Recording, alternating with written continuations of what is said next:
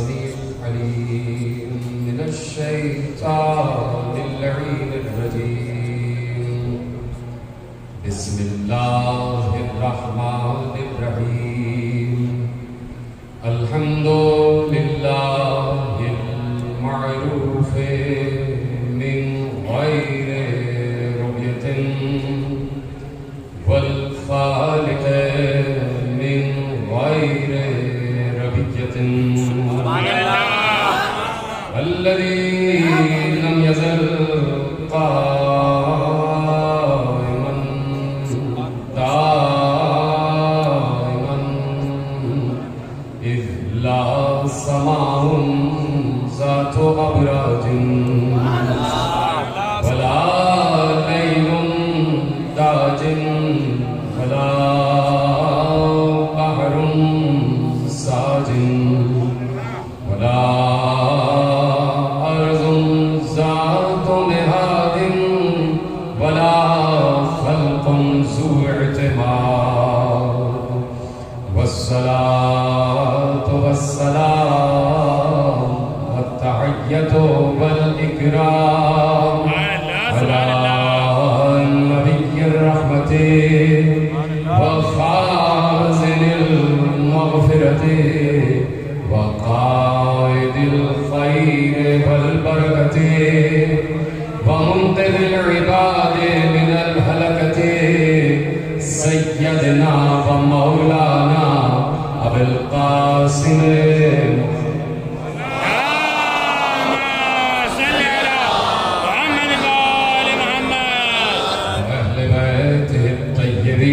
الطاهرين المعصومين المهديين المنتجبين الذين أذهب الله عنهم الرجس وطهرهم تطهيرا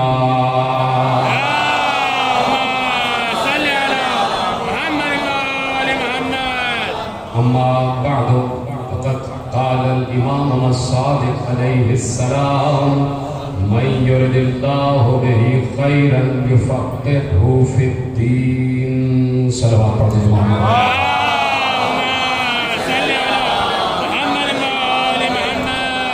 پروردگار عالم کا شکر ہے کہ اس نے ہمیں مسلسل جھوٹ کی طرف جاتی ہوئی دنیا میں صادقین سے متصل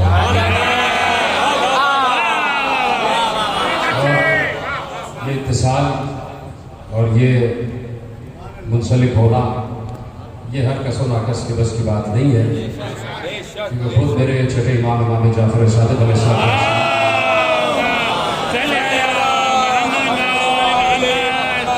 ایک سوال کا جواب دیتے ہوئے ارشاد فرمایا اور اس سوال سے ایک اور فکر کو میں جوڑتا ہوا آگے بڑھ جاؤں گا اور کا مجمع میرے ساتھ تشریف فرما ہے اور آپ سید عالمین کی چادر کے سائے میں ہیں حضرت عباس کے سائے میں یہاں آنا یقیناً آپ کا قبولیت کی سبب حاصل کر چکا ہے نہیں تو صاحبان تطہیر کے گھر میں ہر کسی کو آنے کی اجازت نہیں ہے اکثر میں کہتا ہوں کہ کچھ تو چادر کا کونا پکڑے کھڑی رہی ان کو چادر میں سب ماشاءاللہ سے اس وقت ٹی وی کی دعاؤں کے سائے میں ہیں اور شاہدانی آپ کو اس کا سلسلہ عطا فرمائیں گے اور لوگوں پر بیٹھ کے آپ کے لیے دعا کروں تو میں عرض کر رہا ہوں کہ پوچھا گیا میرے امام صادق سے کہ پروردگار عالم نے قرآن میں کچھ آیتوں میں ارشاد فرمایا ہے کہ جسے اللہ ہدایت دیتا ہے وہی ہدایت پاتا ہے اور جسے اللہ ہدایت نہیں دیتا وہ ہدایت یافتہ نہیں ہو سکتا دو آیتیں اس نے قرآن کی پیش کی اور امام نے کہا بالکل قرآن یہی ہے کہ جسے اللہ ہدایت دے گا وہی ہدایت یافتہ ہے اور جسے اللہ ہدایت نہیں دیتا اس کے پاس ہدایت نہیں جائے گی تو پلٹ کے انہوں نے سوال کیا کہ جب اللہ ہی ہدایت دے رہا ہے اور اللہ ہی ہدایت نہیں دے رہا تو پھر محشر میں اس کو استحقاق کیا ہے سزا و جزا محشر میں اس کو استحقاق کیا ہے سزا و جزا کا پھر کیوں پوچھے گا کہ تم ہدایت پر رہے یا نہ رہے جب اس نے ہی ہدایت نہیں دی تو وہ ہدایت پہ نہیں ہے اور جب اس نے ہی ہدایت دی تو وہ ہدایت پر ہے تو سزا اور جزا کا سوال ہی معصوم سے یہ بات پوچھی گئی ہے، وارث ابن رسول سے یہ بات پوچھی گئی ہے کہ جو جہاں بیٹھ جائے وہی مسند رسول ہوا کرتی ہے، اسے کسی خاص مسند کی ضرورت نہیں ہوتی ہے وہاں بیٹھے ہماری ثواب پائے۔ جہاں بیٹھ جائے صادق وہ صادق ہی ہوتا ہے، جہاں بیٹھ جائے عالم وہ عالم ہی ہوتا ہے، جہاں بیٹھ جائے وارث رسول وہ وارث ابن قرآن ہوتا ہے۔ معصوم سے پوچھا گیا کہ ہدایت نہیں دی تو پھر سزا کیسی، ہدایت دے دی تو سزا کیسی؟ تو اس کا جواب بھی صرف امام معصوم ہی کی زبان سے ادا ہو سکتا تھا۔ اور میں آپ کی توجہ اپنی طرف منقلب کرتے ہوئے یہ جملہ آپ سے ساتھ کی منزل پر آگے بڑھانا چاہتا ہوں کہ اگر اس سوال کا جواب معصوم نے نہ دیا ہوتا تو آج تک کوئی اس سوال کا جواب دے نہیں سکتا تھا۔ اس کی میں تشریح آگے کروں گا۔ کہا کہ سزا اور جزا کیسی؟ جب اللہ ہی نے ہدایت نہیں دی اور اللہ ہی نے ہدایت دے دی تو نہ سزا ہونی چاہیے نہ جزا ہونی چاہیے، صرف معصوم کا جواب، اس کے علاوہ کوئی جواب دے نہیں سکتا تھا۔ معصوم نے بڑے سامنے کی بات کی اور ایک لفظ میں اس کی فکر کو رد کر دیا۔ کہا دیکھو دونوں آیتیں ٹھیک ہیں، جسے اللہ ہدایت دیتا ہے وہ ہدایت یافتہ ہے، جسے اللہ ہدایت نہیں دیتا وہ ہدایت پا ہی نہیں سکتا۔ مسئلہ صرف یہ ہے کہ جو اللہ سے ہدایت مانگے گا اسے ملے گی، جو نہیں مانگے گا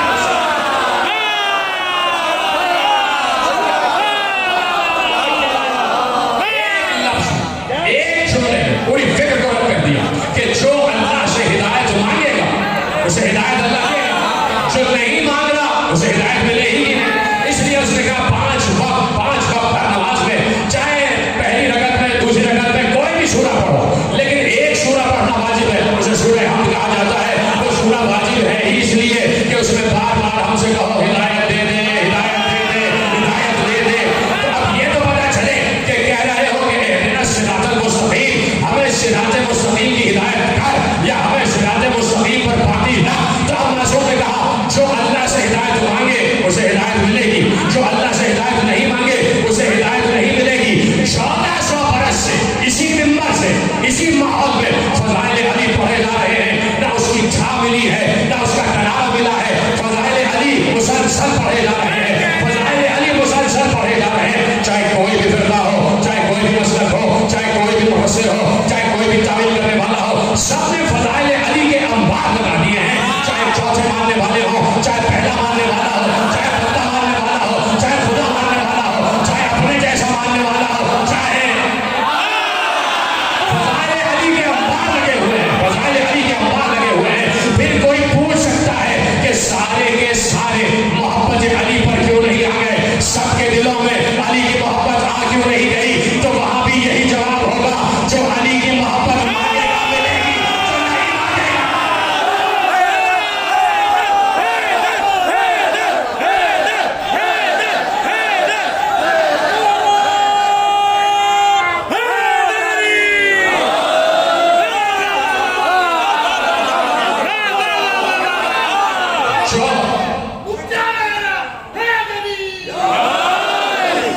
جو ہدایت مانگے گا اسے ملے گی۔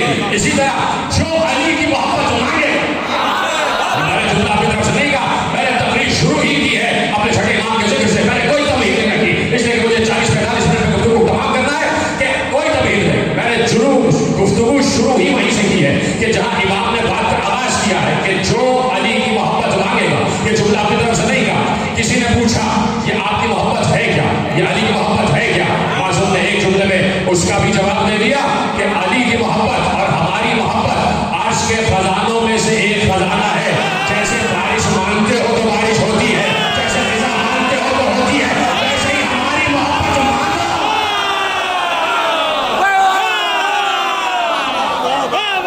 ویسے ہی ہماری محبت اللہ سے مانگو۔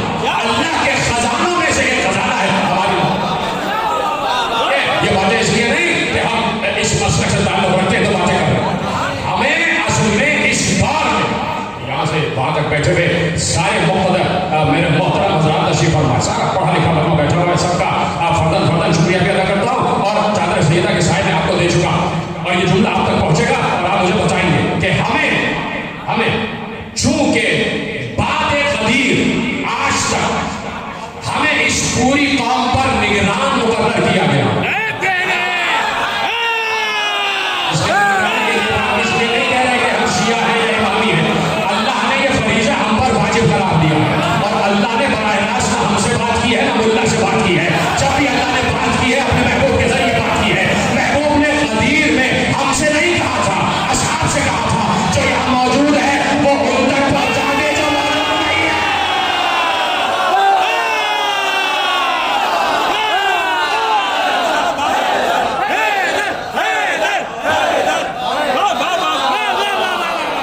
فرما رہے ہیں تو اب نبوت تو ہو گئی ختم، اب نبی تو پیغمبر ہی رہیں گے قیامت تک، ان کے بعد کوئی نبی نہیں آنے والا. کار ہدایت چاہیے، کار ہدایت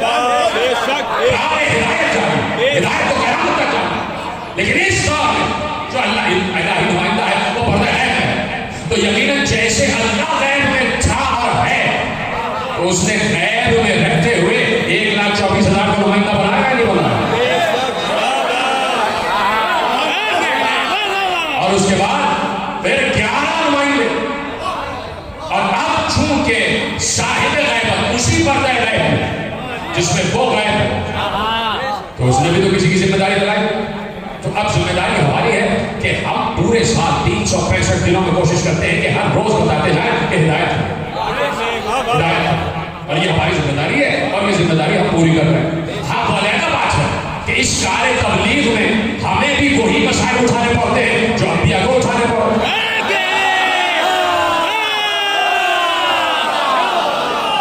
اس تبلیغ، اس ہدایت کی راہ میں ہمیں بھی انہی مسائل کا سامنا کرنا پڑتا ہے جن مسائل سے انبیاء گزرے. انبیاء نے پتھر کھائے ہیں، انبیاء کو بھی شہادت میں لا الہ الا اللہ کہنے سے روکا جاتا تھا. انبیاء کے بھی گھروں کی طرف پتھر برسے ہیں، انبیاء کو بھی مسائل کا سامنا کرنا پڑا ہے. تو بھائی راہ تبلیغ میں، راہ ہدایت میں مشکلات برداشت کرنی ہوتی، اور یہ مشکلات برداشت کرتے ہوئے یہ قافلہ چلتا چلا جا رہا ہے، چلتا چلا جا رہا ہے. اور یہ کوئی معمولی قافلہ نہیں ہے، یہ کوئی آسان نہ سمجھے، بشمول میرے اور جتنے حضرات یہاں بیٹھے کوئی آسان نہ سمجھے. لیکن جتنا آل محمد پر لکھا گیا کائنات میں کسی پر نہیں لکھا. سلامت ہے آپ سب، آپ سب کا سایہ سلامت رکھے.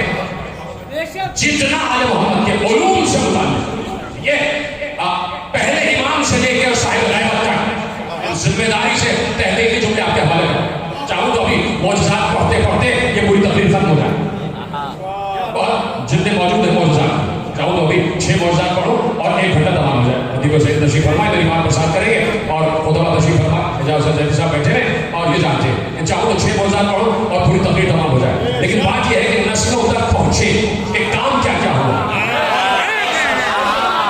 اس سے میں نے کوئی تمہید رکھی نہیں ہے، شفاعت صاحب کوئی تمہید نہیں رکھی ہے، براہ راست بات کر رہا ہوں تاکہ وقت بالکل بچتا چلا جائے اور باتیں آپ تک پہنچتی چلی جائیں.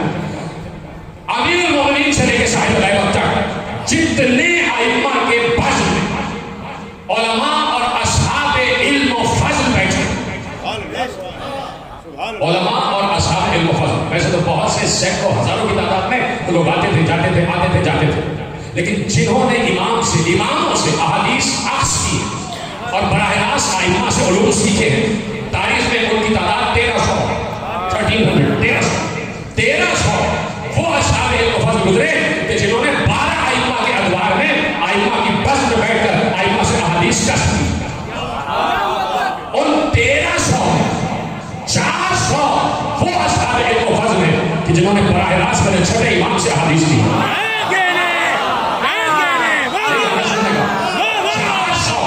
سنتے چلے جائیں، کیونکہ معمولی قافلہ نہیں ہے جو یہاں تک پہنچا. اور اب میں بتانے جا رہا ہوں نسلوں تک پیغام پہنچ جائے. بچے بیٹھے، سوال ان کے ذہن میں پیدا ہوگا، ابھی سوال بھی دوہرا دوں گا، بتا دوں گا، اور جواب اسی کے درمیان دیتا ہوں، آگے بڑھ جاؤں. 1300 میں سے 400 وہ اصحاب علم و فضل کہ جنہیں علم و فضل خود صاحب فضائل نے منتقل کیے، وہ صاحب فضیلت نے منتقل کیے. براہ راست احادیث جو ائمہ سے سنی گئی ان اصحاب کی تعداد 1300 ہے، جن میں 400 میرے چھٹے امام کی بزم سے نکلے ہوئے 400.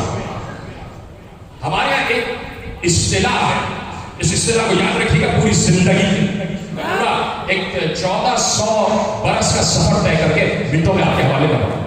اس اصطلاح کو یاد رکھیے گا. دیکھیے ابھی جتنی کتابیں ہمارے پاس ہیں، خبر کو میرے سامنے بیٹھا ہے، میں تھوڑا نام لوں تو بہت فرق ہوتا چلا جائے گا، کہیں نہ کہیں کسی کا نام لیتا چلا جاؤں گا تاکہ میں ان سے دعائیں لیتا چلا جاؤں. یہ جتنے صحابہ علم و فضل گزرے، یہ جو ائمہ کے علوم اور ائمہ کے ذریعے سے ہم تک جتنے بھی شعور علوم کے پہنچے، یہ کسی نہ کسی ذریعے سے تو پہنچے، کسی نہ کسی ذریعے سے پہنچے. کوئی نہ کوئی بیٹھا ہے اور اس نے یہ چیزیں ہم تک پہنچائی. پھر تو ہم 400 علماء علم و فضل جنہوں نے براہ راست میرے چھٹے امام سے کسب کیا اور براہ راست انہوں نے امام سے احادیث اخذ کی ہے. تو تو میں نے کہا ایک اصطلاح ہے ہمارے 1400 برس کی تاریخ میں، اس اصطلاح کا نام ہے کتب، اب اس کو یاد رکھیے گا، بات ریکارڈ ہو رہی ہے، کل پرسوں اپلوڈ بھی ہو جائے گی، کتب اصول اربعہ، کتب اصول اربعہ، یعنی وہ اصول کی کتابیں جن کی تعداد 400 ہے،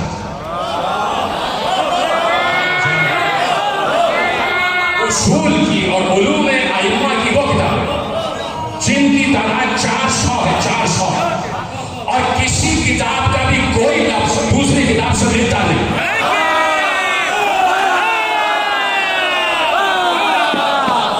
ان 400 کتب میں اب آگے بڑھے گا جو ایک ایک چیز میں ذمہ داری کے ساتھ، یہ کہیں ایک جگہ نہیں لکھا، کہیں یہاں سے کہیں یہاں سے کہیں یہاں سے، جملے آپ کے حوالے کر رہا ہوں۔ 400 کتب اصول جس میں ائمہ سے مروی احادیث، مواعظ، اس کو موعظہ کہتے ہیں، واعظ کہتے ہیں، جس میں احکام شریعہ، جس میں فقہ، جس میں دین، جس میں تفسیر، جس میں تعبیر، جس میں احکام، جس میں زجر، جس میں بینہ، اس سارے علوم جس میں جاتے ہیں، میں نے بہت کم بتایا، ایک طویل فہرست، اور یہ براہ راست علوم تھے جو ائمہ سے اخذ کیے گئے، ائمہ کی بس میں بیٹھ کر، ائمہ کی بس میں بیٹھ کر انہوں نے سنا کہ لسان اللہ کیا کہہ رہے ہیں۔ میرے ڈاکٹر کھڑے ہو گئے، جب میں یہ چیزیں پڑھتا ہوں تو میں اس لیے نہیں کہ خدا نہ خاصا کوئی اپنی بڑائی کی بات نہیں کرنا، میں اور آپ سب بھی اسی ماحول سے گزرتے ہوں گے کہ جب میں یہ چیزیں پڑھتا ہوں تو میں اس ماحول میں پہنچتا ہوں اور پہنچ کے سوچتا ہوں کہ میں اگر بیٹھا ہوتا، اب آپ سب اپنے کو تصور کریں کہ امام تشریف فرمائے اور ان کی بس میں ہم بیٹھ گئے اور سن رہے ہیں کہ معراج میں کیسے بات کی،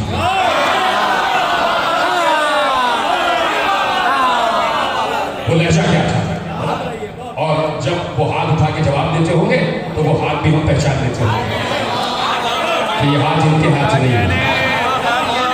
تصور کیا کریں کہ وہ اصحاب کتنے خوش قسمت ہیں کہ جو براہ راست وارث ابن رسول کی بارگاہ میں بیٹھے اور اللہ کے اس زمین پر ریپرزنٹیٹو کو دیکھ رہے تھے۔ جان بوجھ کے میں نے سوال کیا کہ کب تک منتقل خدا کو کوئی ریپرزنٹ کرے، کوئی بات نہیں ہے، کوئی ترجمان ہو اس کا، چھوٹی موٹی پارٹیوں کا ترجمان بننا کوئی بڑی بات نہیں ہے، اصل تو جند اللہ کا ترجمان، وہ الہی پارٹی، وہ الہی جماعت، اس کو ریپرزنٹ کرنا، اس کی ترجمانی کرنا، اور زمین پر ہر دور میں ایک ہی اللہ کا ریپرزنٹ رہا ہے، ایک ہی ریپرزنٹیٹو رہا ہے، اور ایک ہی اللہ کا سب آرڈینیٹ بھی رہا ہے۔ وہ اللہ کا سب آرڈینیٹ ہے، وہ اللہ کا ریپرزنٹیٹو ہے، وہ اللہ کا ترجمان ہے، وہ اللہ کی طرف سے زمین پر اس کی حجت ہے، وہ اللہ کا خلف ہے، وہ اللہ کو اس زمین پر اللہ کے لہجے کا تعارف کرانے والا ہے۔ اور یہ بات تو بیٹھے 400 وہ کتب اصول عکس کرنے والا، جا کے پڑھیے گا، میں یہ چیزیں آپ کے حوالے کر رہا ہوں، اور میں کہہ رہا ہوں 40-45 منٹ سے زیادہ بات نہیں ہے، اور یہ میں فخر سے کہتا ہوں کہ جتنے میرے مستقبل سننے والے ہیں تو وہ بھی سمجھتے ہیں کہ باتیں کچھ فکری ہونی چاہیے۔ معجزات تو یقیناً ہیں اور وہ سارے معجزہ ہیں، لیکن بات یہ ہے کہ وہ ماحول کیسے ہم تک پہنچا ہے، حدیث کیسے ہم تک پہنچی۔ تو 400 اور بیٹھ کے علوم عکس کر رہے ہیں، تو امام نے پھر ایک پوری فہرست ہے جو تیار کی ہے، صرف یہ 400 ہی نہیں، ہمارے یہاں دو بہت بڑے علماء گزرے، ایک شہید اول، ایک شہید ثانی، پھر ایک شہید ثالث بھی ہے، پھر ایک شہید رابع بھی ہے، پھر شہید خامس بھی ہے۔ شہید اول شیخ شمس الدین، شہید ثانی شیخ زین الدین ابن علی، ایک بہت بڑے عالم گزرے شیخ حسین عبد الصمد، نام یاد رکھیے گا، شیخ حسین عبد الصمد، ان کی ایک بہت بڑی اور بہت علم سے بھری ہوئی کتاب ہے، اس کا نام ہے کتاب الدرایہ، کتاب الدرایہ، علم درایا، درایا ایک روایت ہوتی ہے اور ایک روایت کی درایت ہوتی ہے۔ میں نے یہی پر رمضان میں اشرا جو پڑھا ہے اس میں علم تفسیر و تعویل کے ذیل میں علم درایت اور روایت پر پوری گفتگو کی ہے، وہ نیٹ پر موجود ہے۔ انہوں نے کتاب لکھی کتاب الدرایہ، اور شیخ زین الدین ابن علی شہید ثانی نے اس کی تفسیر لکھی شرح کتاب الدلائل. جو لوگ مدرسے میں پڑھ رہے ہیں وہ ان دونوں کتابوں سے بہت اچھی طرح واقف ہے کہ کتنی اہم ترین کتاب ہے. ان دونوں کتابوں صاحبان کتاب نے اور ان دونوں کتابوں کے مؤلف نے لکھا کہ یہ جو بات میں نے کی کہ کتب 400 کتب کہ جن میں ائمہ کے علوم موجود تھے. انہوں نے کہا صرف یہی نہیں, انہوں نے کہا ہم اس لیے بات لکھ رہے ہیں کہ کہیں یہی نہ سمجھ لینا کہ صرف 400 ہی تھے. اب اپنی زبان میں جملہ کہہ رہا ہوں, جملے وہاں بہت مشکل ہے, اپنی زبان میں جملہ کہہ رہا ہوں. صرف یہی نہیں کہ سمجھ لینا کہ صرف 400 ہی تھے اور جنہوں نے 400 کتابیں لکھی ہیں. انہوں نے کہا کہ جامع محمد باقر اور جامع جعفر صادق کے دروازے کھلے ہوئے تھے اور امام خطبہ میں خطبے دے رہے تھے. ہزاروں کی تعداد میں لوگ آتے تھے, علم لے کے جاتے تھے. کوئی سواری پہ جاتا تھا, کوئی پیدل جاتا تھا, مختلف شہروں میں, مختلف کوچوں میں, مختلف گلیوں میں. کیا صرف 400 ہی نہیں, ہزاروں کی تعداد میں کتابیں لکھی گئی.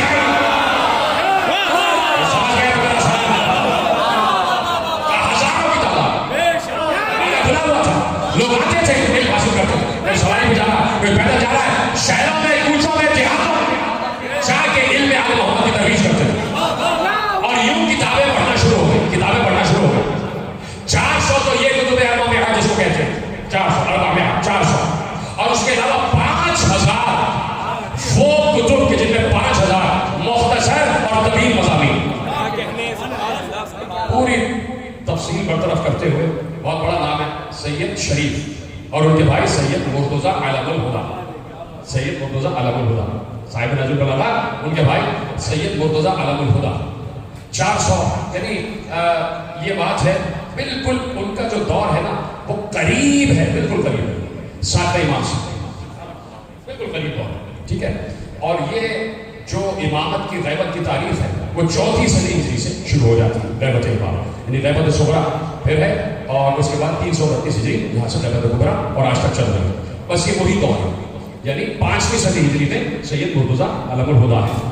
اور میں ان کی قبر کی زیارت کر چکا ہوں کاظمین, اور جتنے حضرات بیٹھے سب دیکھ چکے ہیں.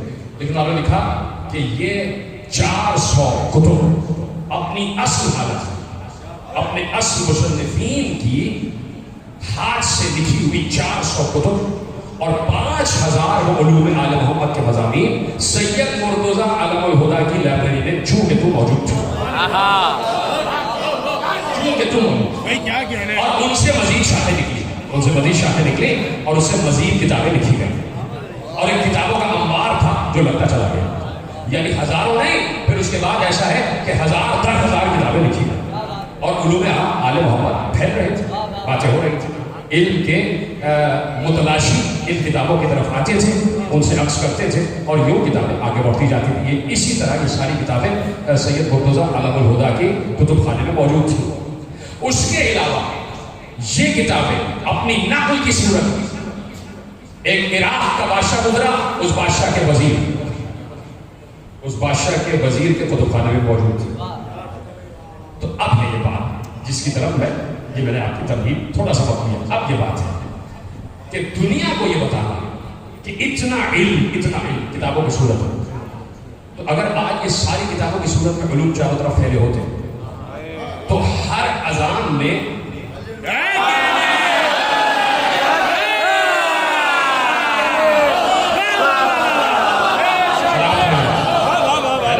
ہو رہا ہوگا, ولایت کا چرچا ہو رہا ہوگا.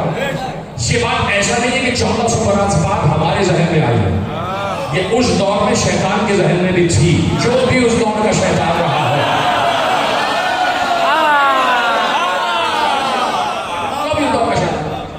تو ایک سلجوقی بادشاہ گزرا کہ جس نے سلجوقی ایرا کی ابتدا کی, اور تغرل بیگ سلجوق اس کا نام اور تھا وہ ترکی کا.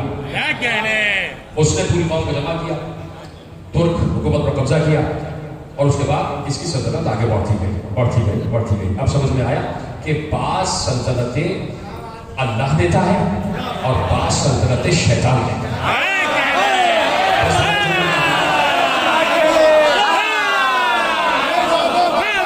جی جناب, سلام علیکم. اس بات بالکل ختم ہو رہا ہے, اب تو آپ تک پہنچا. بعض حکومتیں اللہ کی طرف سے ہوتی ہیں اور بعض سلطنتیں بادشاہتیں شیطان کی طرف سے ہوتی ہیں. یہ بالکل ویسا ہی ہے کہ جیسے اللہ نے 2 قسم کے امام قرآن میں بیان فرمائے. سورہ انبیاء میں کہا وَجَعَلْنَاهُمْ أَئِمَّةً يَهْدُونَ بِأَمْرِنَا وَأَوْحَيْنَا إِلَيْهِمْ فِعْلَ الْخَيْرَاتِ وَإِقَامُ الصَّلَاةِ وَإِيتَاءَ الزَّكَاةِ وَكَانُوا لَنَا عَابِدِينَ. کہ ان میں وہ امام ہیں جنہیں ہم نے امام بنایا. وَجَعَلْنَاهُمْ أَئِمَّةً يَهْدُونَ بِأَمْرِنَا. انہی امام میں وہ امام ہیں جو ہمارے امر سے ہدایت کرتے ہیں، جو ہمارے بنائے ہوئے امام ہیں. اور پھر سورۃ النساء میں کہا وَجَعَلْنَاهُمْ أَئِمَّةً يَدْعُونَ إِلَى النَّارِ. کہ انہی اماموں میں سے وہ امام ہیں کہ جو کسی اور کے بنائے ہوئے ہیں ہمارا والا جنت کی طرف بلاتا ہے، وہ جہنم کی طرف بلاتا ہے.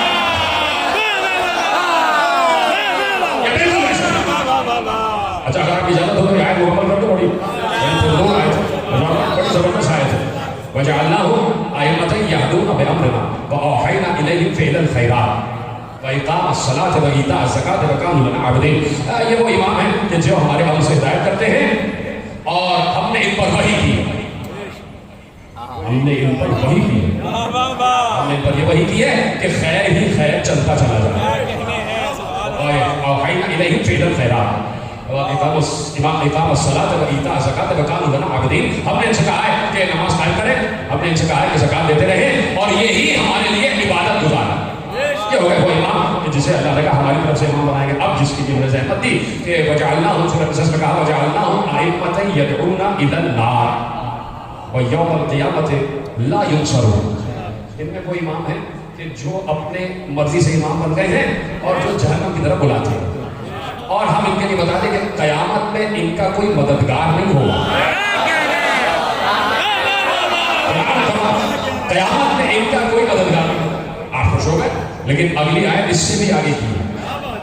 لوگ کہتے ہیں کہ آپ فضائل میں بھی بہت آگے بڑھ جاتے ہیں، یعنی تولا میں بھی بہت آگے بڑھ جاتے ہیں، اور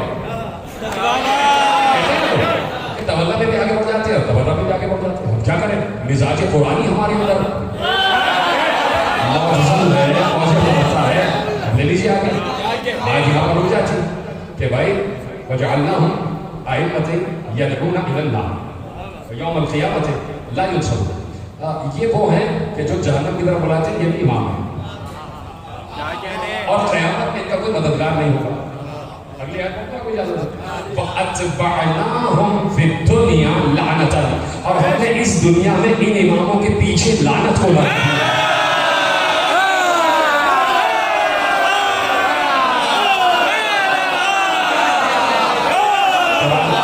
قرآن کی آیت کا آپ کچھ نہیں کر سکتے. بات یہ ہے کہ اب پہچاننا ضروری ہے کہ وہ امام کون سے ہیں کہ جو ہدایت کرتے ہیں اللہ کے امر سے، اور وہ امام کون سے ہیں کہ جو خود امام بن گئے ہیں جو جہنم کی طرف بلاتے ہیں. تو اب سیدھی سی بات ہے، سیدھا سا فارمولہ ہے کہ جو اللہ کی طرف سے امام ہے وہ امام حق ہے. کسی کو انکار نہیں ہو سکتا، کوئی اختلافی بات ہی نہیں کر رہا ہے. اور جو امام جو خود امام بن گیا اور جو جہنم کی طرف بلا رہا ہے وہ امام باطل ہے. جو اللہ کی طرف سے وہ امام حق ہے اور جو دوسرا ہے وہ امام باطل ہے. تو اب اگر امام حق کی پہچان نہ ہو سکے یا امام حق کو پہچاننا چاہو، اب سیدھی سی بات کرنے جا رہا ہوں، اگر چاہو یہ پہچاننا کہ امام حق کون ہے، ہر دور کے امام حق کو پہچاننا چاہو اور پہچان سمجھ میں نہ آئے، تو اب بار بار جملہ کہتا ہوں اور آج بھی دوہرا دوں کہ بعض چیزوں کو اس کی ضد سے پہچانا جاتا ہے، ضد سے پہچانا جاتا ہے.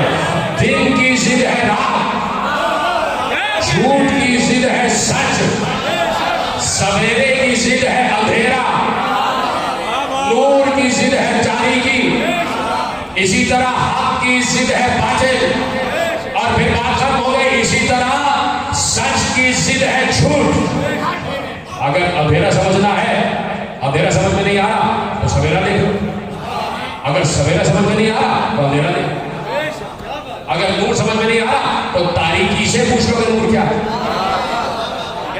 اور اگر سچ والا امام سمجھ میں نہیں آ رہا تو پھر یہ دیکھ لو کہ جسے پیغمبر نے امام بنایا اس کے مقابل کون مارا. اس لیے کہ حق کے مقابل ہمیشہ باطل ہی ہوتا ہے. جو اللہ کی طرف سے بنائے ہوئے امام کے مقابلے پہ آ جائے وہ امام باطل ہی ہوگا. اس لیے 12 کے 12 صادق ہیں، 12 کے 12 صادق ہیں، 12 کے 12 صادق ہیں. یہ چھٹے کے نام میں صادق لگا ہی اس لیے کہ اس دور میں کچھ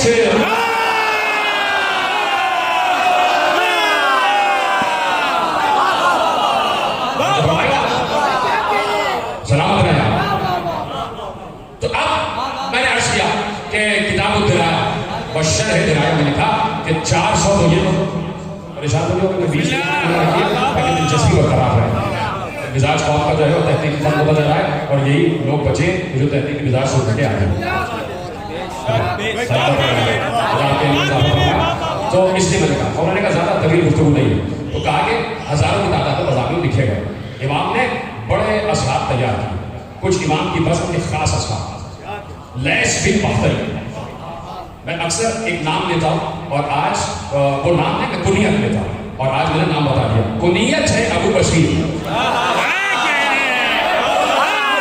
تحقیقی باتیں کرنا اس کو نوٹ کرنا. کنیت ہے ابو بشیر اور ابو بشیر کی ابو بشیر کنیت ان کے باپ نے نہیں رکھی بلکہ امت کے باپ یعنی امام صادق نے رکھی. تم ابو بشیر ہو یعنی بصیرت والوں کے باپ. نام ہے لیث بن مختلف. یاد رکھیے گا لیث بن مختلف. یہ امام کی بزم کے بہت دیرینہ صحابی اور جن کے لیے امام صادق کی حدیث ہے کہ اگر یہ ابو بشیر نہ ہوتے تو بہت سے علوم انبیاء زائل ہو جاتے. بہت سے علوم انبیاء بہت سے احکام حلال و حرام زائل ہو جاتے. اس نے ہم سے علم سیکھا ہے اور اسے پھیلایا. اس کا مطلب ہے کہ علم سیکھ کر پھیلانا بہت ضروری ہے. اور علم بھی وہ جو آل محمد والا علم ہو. اپنا بنایا ہوا علم نہ ہو. آل محمد والے علم اور ان کی تشریح بہت ضروری ہے. ان کی تبلیغ بہت ضروری ہے. اور بہت سے نام آپ نے سنے. اب پچھلے سال میں نے ایک مکالمہ عرض کیا تھا اور وہ تھا ہشام بن حکم. ایک ہشام بن حکم وہ بھی امام کا تیار کیا ہوا شاگرد. ایک ہشام بن صادق اور ایک مومن طاق. یہاں تک آپ کو لانا تھا. مومن طاق یعنی مومن طاق پیدا ہوتے ہی مومن طاق نہیں تھا جسے امام مومن کہہ دے. جسے ایمان مومن کہہ دے. جسے خود ایمان مومن کہہ دے. مومن طاق ہے. طاق اب بالکل 100% مومن ہے. آئیڈیل مومن. کائنات میں آپ کو آئیڈیل کے اسٹیٹسٹکس ملیں گے. آپ کو آئیڈیل کے اسٹینڈرڈ تو ملیں گے لیکن کوئی آئیڈیل ملے گا نہیں.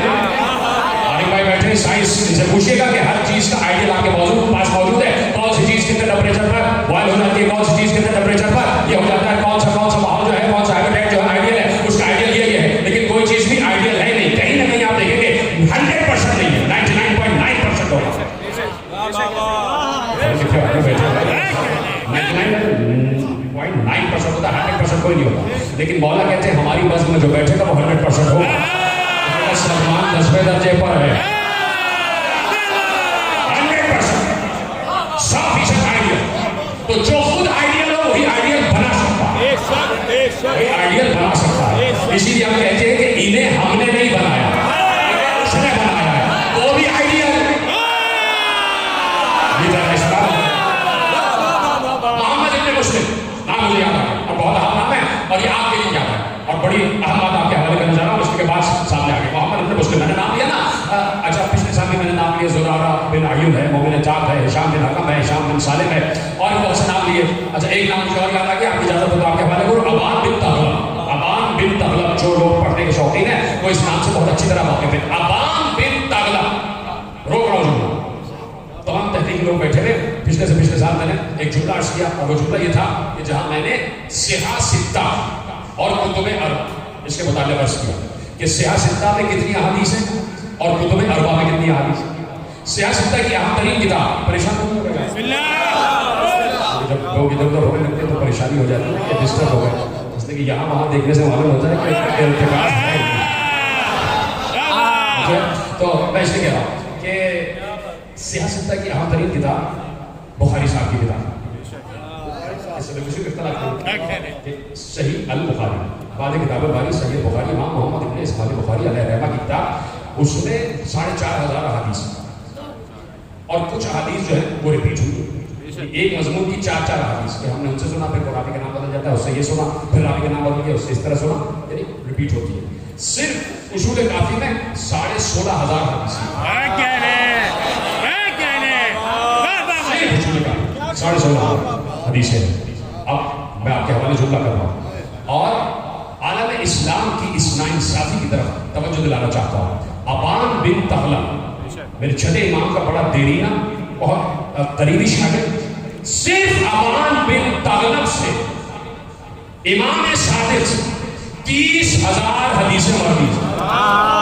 اللہ اکبر کہتے ہیں 30,000. براہ راست ابان بن تغلب نے امام صادق سے 30,000 حدیثیں سنی. 30,000 حدیثیں سنی ابان بن تغلب نے امام صادق سے. ٹھیک ہے. محمد ابن مسلم کا میں نے ذکر کیا.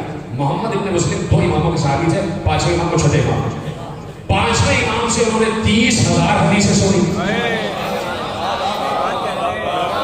ابان بن تغلب نے چھٹے امام سے 30,000 حدیثیں سنی. اور محمد ابن مسلم نے 5ویں امام سے 30,000 حدیثیں سنی. اور محمد ابن مسلم نے چھٹے امام سے 16,000 حدیثیں سنی. 16,000 حدیثیں سنی. کیوں نہیں لی گئی یہ 30,000 حدیثیں صحاح میں؟ جبکہ صادق کے شاگرد تھے. ساتھ کو دیں. کیا میں علم رجال پہ بات کروں؟ دیکھیے علامہ کشی علم رجال پہ کتاب ہے رجال کشی. نجاشی کی کتاب ہے رجال نجاشی. اسی طرح شیخ الطائفہ کی کتاب ہے رجال توسی. اسی طرح ہمارے کی بہت سی رجال کی کتابیں سب میں بالاتفاق جتنے نام میں نے لیے ان کی سقائیت میں کوئی شک نہیں.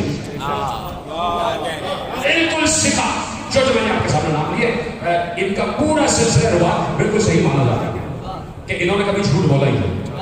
صادق کی بس میں بیٹھے کو جھوٹ کیسے بول سکتے؟ 30,000 حدیث ابان بن تغلب چھٹے امام سے. محمد ابن مسلم نے 16,000 حدیث امام صادق سے لی ہے. کہاں ہے وہ حدیث؟ محفوظ ہوئی 400 اور 5,000 علوم کی کتابوں میں محفوظ ہو گئی. ہماری کتابیں محفوظ ہوئی. اچھا محمد ابن مسلم دیکھیے کچھ باتیں ایسی ہیں کہ بڑی حساس بات کرنے لگا اپنے تمام پڑھے لکھے دوستوں سے ذرا سا وقت دیتے ہوئے. میں نے کہا گفتگو دائرے کامل ہو جائے گی. دیکھیے یہ احادیث کیا ہوئی ابھی ایک وجہ تو بتاؤں گا. چلے پہلے وہ وجہ بتا دو اور اس کے بعد دوسری وجہ. میں نے بتایا تھا کہ کرخ کا رہنے والا ایک وزیر تھا اور وہ شیعہ وزیر تھا ابو نصر اردشیر. اور وہ وزیر تھا اور اس کی کتب خانے میں 400 کتابیں اور 5,000 مضامین ویسی موجود تھے. جب یہ سلجوقی چلا تو غرل بیگ سلجوقی اس نے سب سے پہلے بغداد پر حملہ کیا ہی اس لیے کہ ان ساری کتابوں کو نیست و نابود کر. اب سمجھ میں آیا کہ بعض لوگوں کو بادشاہت اللہ دیتا ہے, بعض کو بادشاہت شیطان دیتا ہے. شیطانی بادشاہت سمجھ میں آ جائے گی جہاں کتب حق پر حملہ ہو جائے. شیطانی بادشاہ اس نے حملہ کیا اور بہت سی کتابوں کو نیست و نابود کر دیا, کچھ کو دریا برد کیا, بہت سی ہزاروں کی تعداد میں کتابیں جلا دی گئی. اتنی کتابیں جلنے کے بعد جو کتابیں بچی ہیں آج تک علی ہو رہا ہے.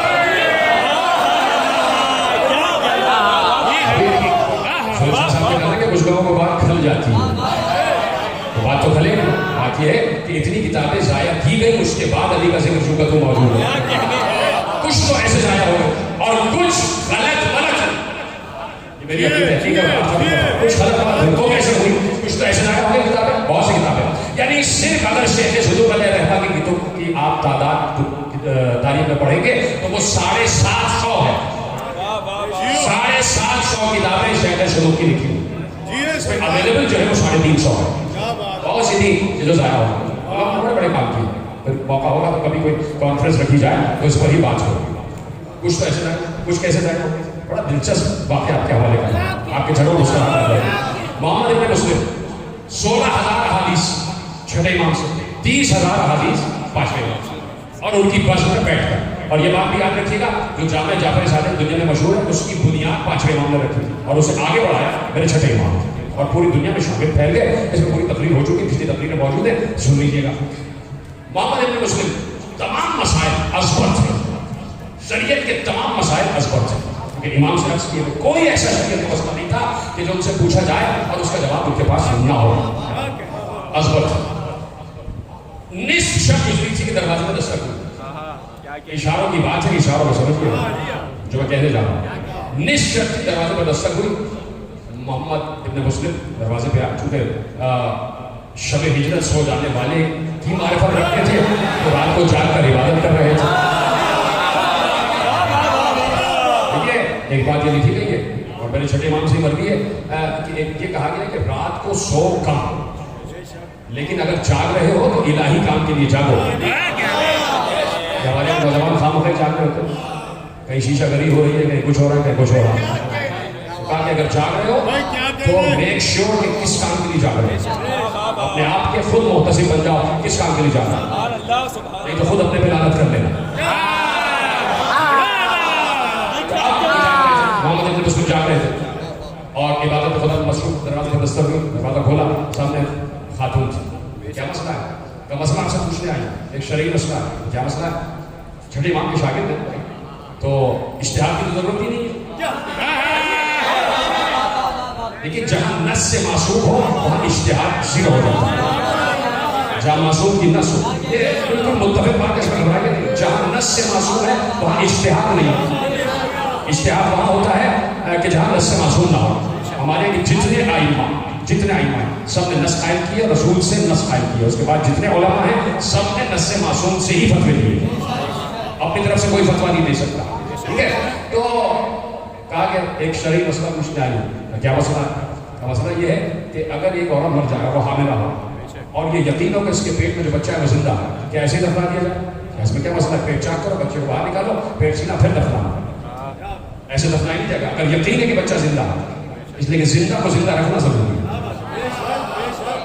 कहा कि पेट चेक किया जाएगा, बच्चा बाहर निकाला जाएगा और उसे बाएहतराम औरत को दफन कर दिया जाएगा। चलिए, कहा कि मैं तो बड़ा गोशा नशीन सा आदमी हूँ, तुम्हें ये पता किसने बताया कि यहाँ जाके मसला पूछो? जाते जाते औरत को रोका शागिर्द इमाम सादिक ने, कहा मैं तो बड़ा गोशा नशीन आदमी हूँ, किसने तुम्हें मेरे दरवाजे का पता बताया? कहा हजरत अबू हनीफा ने।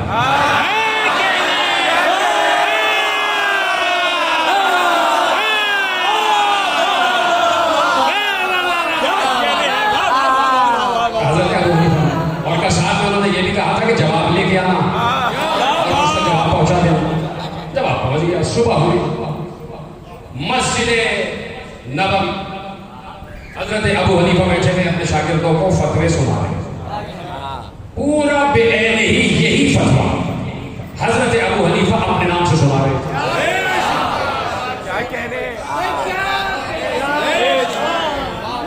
मुकम्मल यही फतवा हजरत अबू हनीफा अपने नाम से सुना रहे थे। मोहम्मद इब्न मुस्लिम दाखिल मस्जिद हुए। ये है अजीब बात और ये है बड़ी पुरमिज़ा, बड़ी हद से तबीयत उठाने वाली बात है और बहुत से मसाइल इसी में हल हो जाएंगे, वहां से लेके यहाँ तक जब बात होने जा रही है। मोहम्मद इब्न मुस्लिम पीछे खड़े हो गए और देखा हजरत अबू हनीफा वो तमाम मसाइल में मुझसे सुने थे, इमाम सादिक के वो मसाइल में मुझसे सुने थे, वो अपने नाम से बयान कर रहे हैं। रिवायत लिखी है कि मोहम्मद इब्न मुस्लिम पीछे से खंखारे कि मैं मौजूद हूँ। ने यूँ देखा और कहा क्या तुम चाहते हो कि मैं दुनिया में जिंदा न रहूं?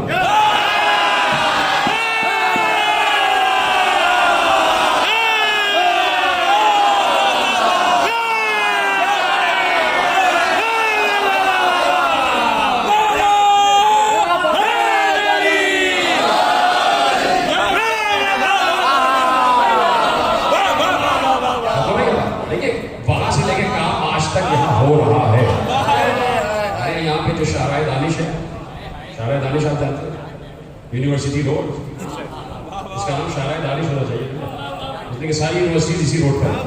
तो हमारी शाराए दानिश है, तो इसमें बिल्कुल मेरे घर से नजदीक एक वो पार्क है, उस पार्क के सामने यूनिवर्सिटी बनी हुई, वो एक बहुत जलील खतरनाक यूनिवर्सिटी बनी। उसमें मैंने खुद सुना कि नीचे बेसमेंट में कंप्यूटर्स लगे हुए और जितनी किताबें अली के फज़ाइल की हैं, जितने तज़किये अली ने फैसल किए, वो सारे किसी के नाम से, किसी के नाम से, किसी के नाम से, और वो किताबें बाजार में आ गई। तो बात ये कि कुतुब मिट जाए, ज़हन तो जिंदा।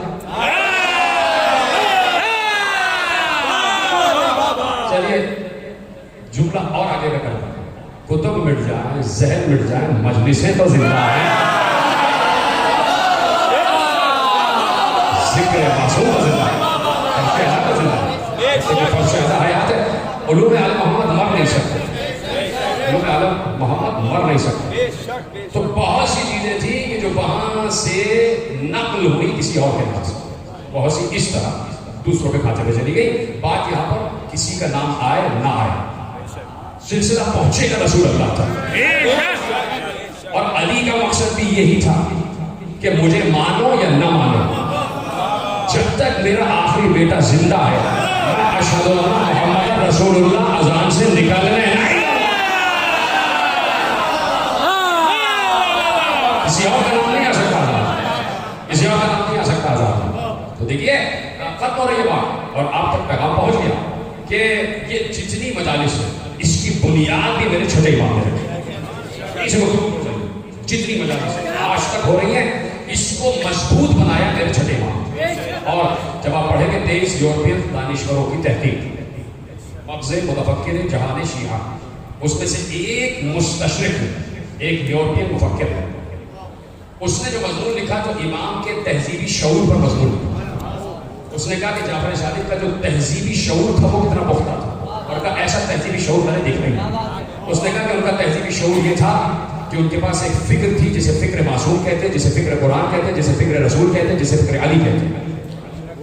انہوں نے کہا کہ یہ فکر ختم ہو رہی ہے بات, اور خدا آپ سب کو اپنے حفظ و امان میں رکھے, اور چادر چہرہ کے سائے میں رکھے, اور خدا آپ کو اس آئی کی وبا سے بنا سے محفوظ رکھے.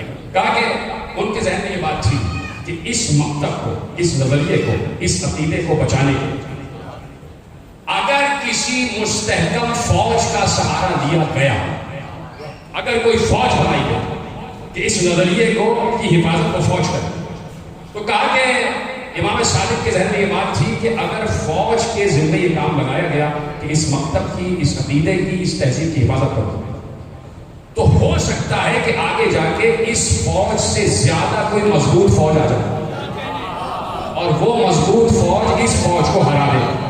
تو جب فوج ہارے گی عقیدہ ہار جائے گا, فوج ہارے گی نظریہ ہار جائے گا, فوج ہارے گی تہذیب ہار جائے گا, فوج ہارے گی علم ہار جائے گا. اس لیے کہ علم, تہذیب, نظریہ, عقیدہ, مکتب کی حفاظت فوج کے ذمہ, اور جب فوج ہار جائے گی تو علم, تہذیب, مکتب, نظریہ, تہذیب سب ہٹ جائے گا.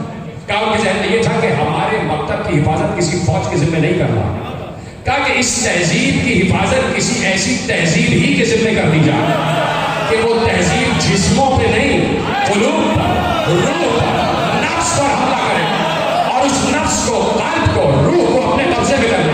اور جب قلب, روح اور نفس قبضے میں آ جائے گی تو اس قلب تک, اس روح تک, اس نفس تک وہ عقیدہ بھی پہنچ جائے گا, وہ تہذیب بھی پہنچ جائے گی. تو کہا جعفر صادق نے عقیدے کی حفاظت کے لیے کسی فوج کی بنیاد نہیں رکھی بلکہ مجلس حسین کی بنیاد.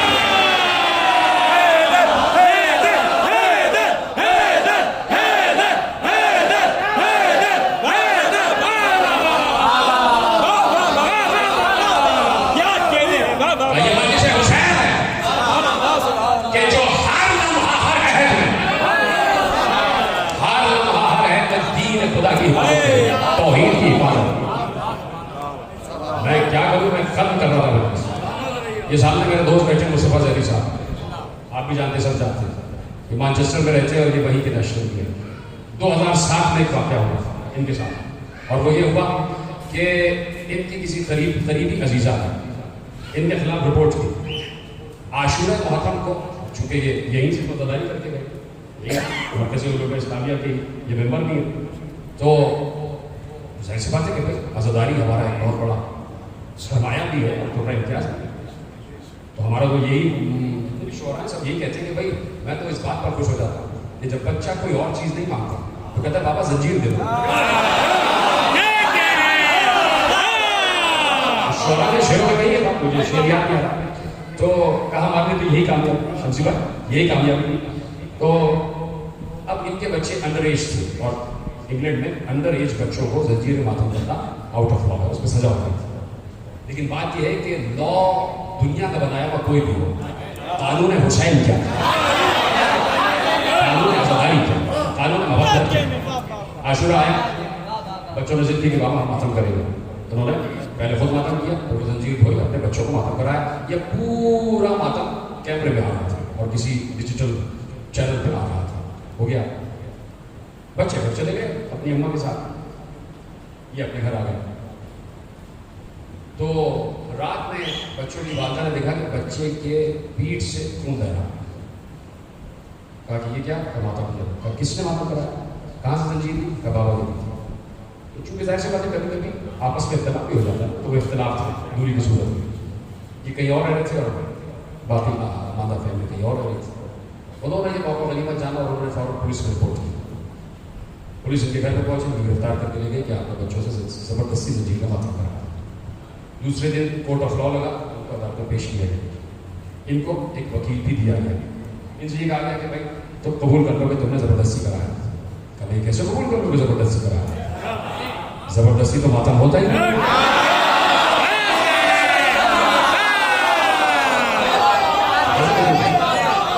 ان کو بہت آفر ملی, ہزاروں پاؤنڈس کے آفر ہوئی, لیکن انہوں نے قبول نہیں کیا.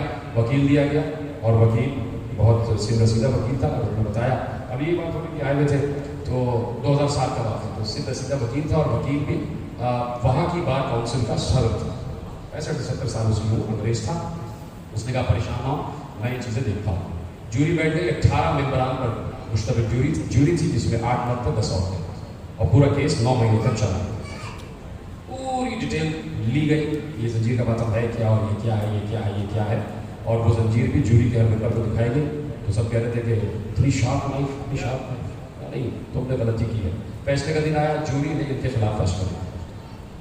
ٹھیک ہے, جوری نے فیصلہ ان کے خلاف دے دیا. اس سے پہلے چلیے یہ بات روکتا ہوں. جوری نے ان کے خلاف فیصلہ دیا, توجہ ہے میری جانب, ابھی نوخانی ہوگی, شادمہ رضا صاحب وہاں پڑھیں گے, میری طرف دیکھ رہے گا. جوری نے ان کے خلاف فیصلہ دے دیا. اتنے دن جج بھی مطالعہ کرتا رہا پورے کیس کا. جوری نے کہا کم از کم ان کی سزا 5 سال ہونی چاہیے, 5 سال جیل میں, کم از کم 5 سال سال.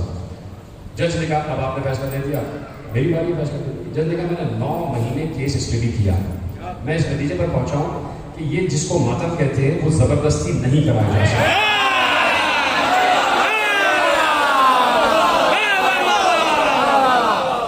وہ زبردستی نہیں کرایا جا سکتا. تو نے کہا کہ سزا تو بہرحال دی جائے گی, اس لیے کہ آپ کو جوری نے سزا کی, لیکن سزا 5 سال کی ہوگی. بس آپ 26 ہفتے 26 ویکس اپنے بچوں سے زنجیر کا ماتم کا نہیں کریں گے. انہوں نے کہا 26 ہفتے ہیں, 27ویں ہفتے کہہ دیں. اب بات جس کی وجہ آپ کو ذہن آتی ہے, یہ مجلس کیا ہے؟ سامنے بیٹھے ہیں اور آپ ان سے گواہی دیجیے گا, مجلس کیا ہے؟ ایک خاتون وکیل جو اس کو اسسٹ کر رہی تھی, وہ بھی انگریز تھی. اس نے کہا مجھے بتاؤ کہ کربلا کیا ہے, پورا کیس اسٹڈی کرنا چاہتا ہوں, یہ ہے کیا, یہ مجلس کیا ہے؟ تو انہوں نے کچھ کتابیں بھی دی, لیکن انہوں نے کہا کہ ایک فلم بنی تھی کربلا پر, انگریزی میں فلم بنی تھی. کہا میں نے پوری سٹی میں ان خاتون وکیل, انگریز وکیل کو وہ فلم دی. فلم اس نے دیکھی, دیکھنے کے بعد ان سے ڈسکس ہو رہا تھا, مجھے سب سمجھ میں آ گیا. میں نے دیکھا پورا کربلا کہ حسین اور حسین کے بیٹے اور یہ سب, کہا مجھے سب سمجھ میں آ گیا. یہ بیٹھے ان سے پوچھیے گا. کہا مجھے یہ سمجھ میں نہیں آیا کہ وہ 6 مہینے کا دودھ کا بچہ, کہا مجھے یہ سمجھ میں نہیں آیا اس کو کیوں. یہ ہے کربلا اور یہ ہے حسین.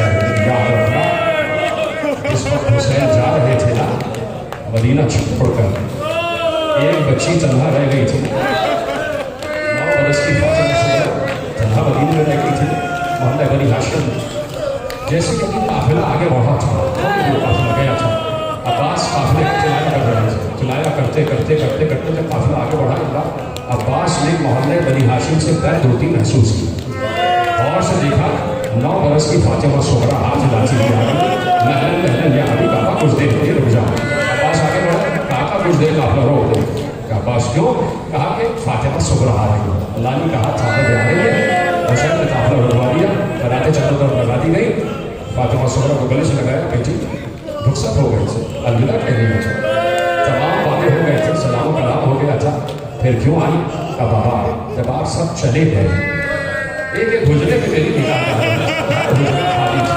وہ بھیا ہمیں اوپر کا حجرا, وہ محمد کے حجرا, وہ قاسم کا حجرا, وہ چچا عباس کا حجرا, وہ آپ کا حجرا, وہ اہل حرم کے حجرے. اور بھائی بابا نگاہ موڑتے موڑتے جیسے دالان پر گئی, مجھے یاد آ گیا دالان میں بھیا بھی اصغر کا جھولا رہا ہے. اچانک میرا بھائی ابھی اصغر یاد آ گیا.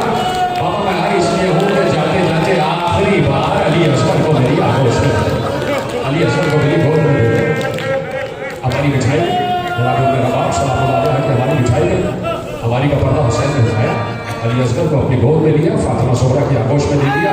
बहुत देर हो गई, भाई और बहन में बातें हो रही थी, होमा के अली असगर सोहरा की गोद में आ गए। 18 दिन थे अली असगर, होमा के सोहरा की गोद में आ गए।